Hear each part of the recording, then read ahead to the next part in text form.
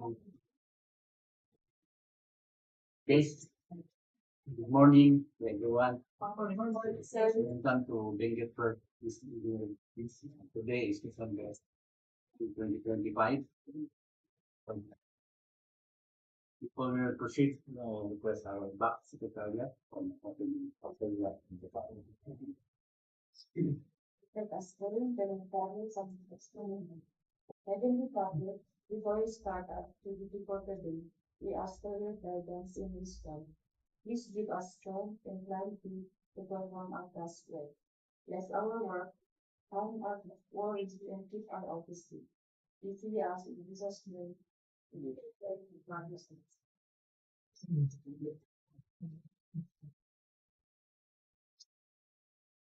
Good morning po.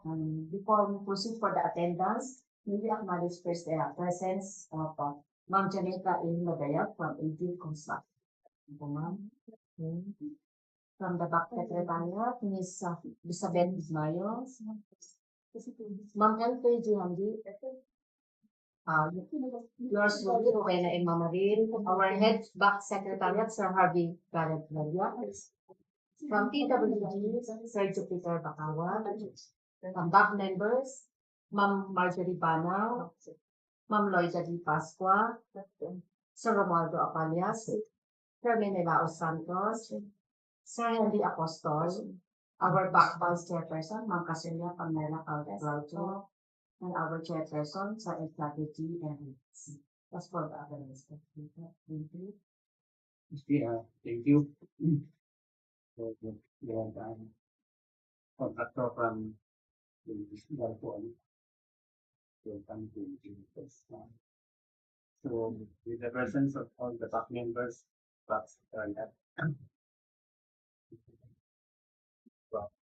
we confirmed for civil work project, the repair restoration works of construction structures, Kennon, 234 plus 400, PO 234 plus 440, Gateway, Campo, Tuba, Benguet. Contract ID number 25 PE007. With an ABC amount 80 million, 31,000. But chairman will discuss the details of that. Yes. Reviewing the estimation of criteria for the preliminary examination for civil works projects. Number one, bid documents shall be securely bound. Each page of the technical and financial proposals must be signed, consecutively paginated, provided with a table of contents indicating the total stage count, and properly indexed or tagged. The bid shall be placed in one outer sealed envelope containing two separate inner sealed envelopes, each for the technical and financial proposals. Submission of a duplicate copy is optional. The original copy shall prevail in case of any discrepancy. Number two, the bidding documents issued for this project are aligned with the revised Philippine bidding documents under the new Government Procurement Act or RA 1200. Accordingly, several standard forms have been updated, including the bid form, bid security declaration, and omnibus warrant statement.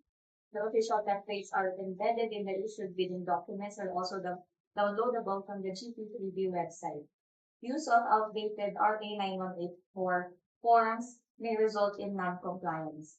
Prospective bidders are strongly advised to exercise due diligence in reviewing the new bidding documents and use only the updated forms. Number three, any insertion, erasures, or overwriting anywhere in the bid shall be valid only if signed or initialed by the duly authorized signatory.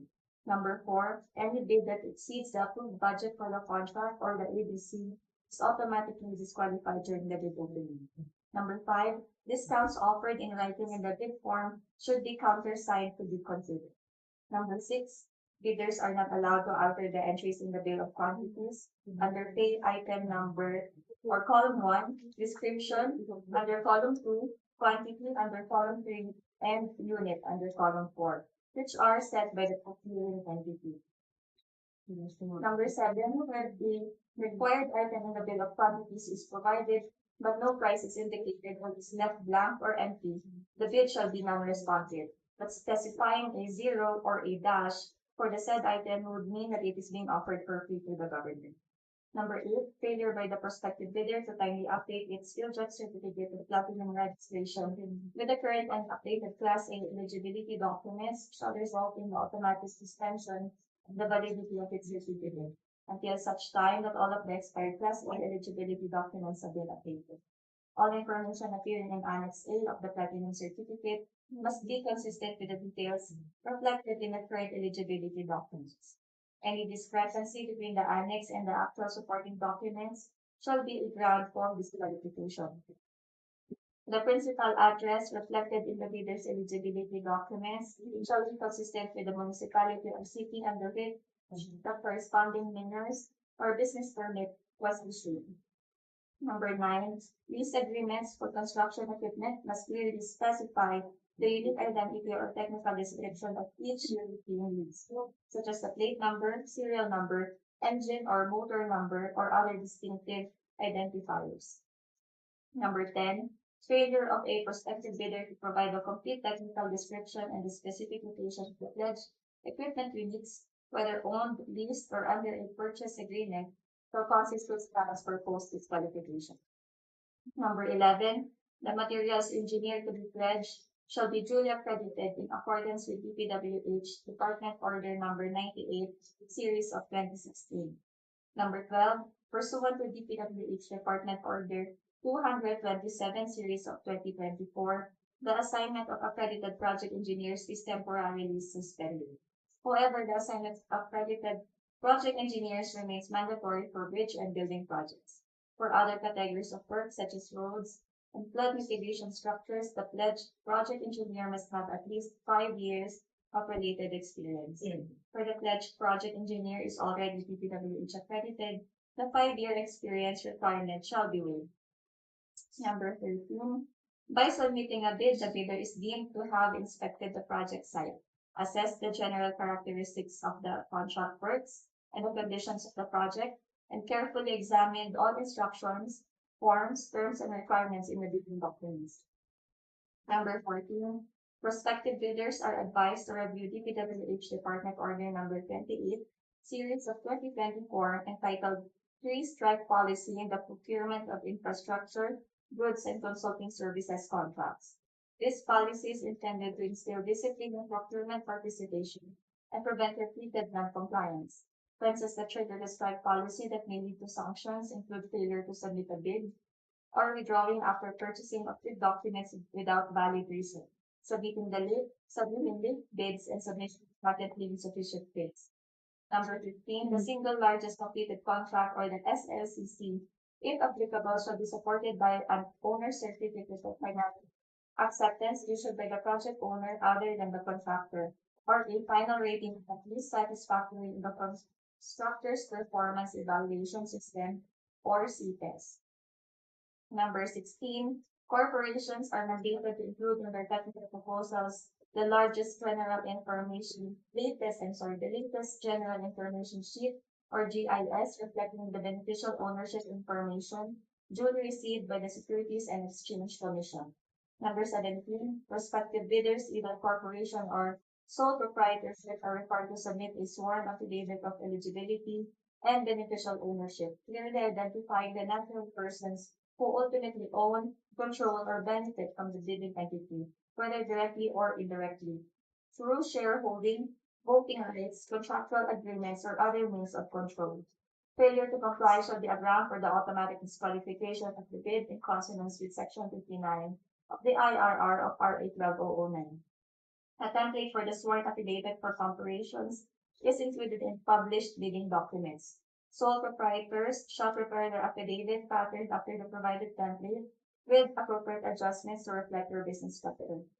And number 18, prospective bidders shall provide a valid and active email address for purposes of official communication. All notices, correspondences, and related documents transmitted through this email shall be deemed formally received and valid, even without acknowledgement. That's all, Mr. Chair. Thank you. That's it. So those are the presentation of details and project. Any question from the viewers? None, sir. From our contractor, from the back members. Yes, sir. So, yes. Any announcement from the back secretary? Yes, sir. For our scheduled procurement activity, we'll be having bid opening schedule on December 22, sir. That's all. If all no more issues concerned, may I hear a motion from the closer of this activities? Mr. Chair, since there are no queries English within the viewers or interested bidders and the contractor who is present, may I move that this credit conference be included. A second. Sabi na both as vendor, sa activities na wato. Good morning and thank you. Yun yung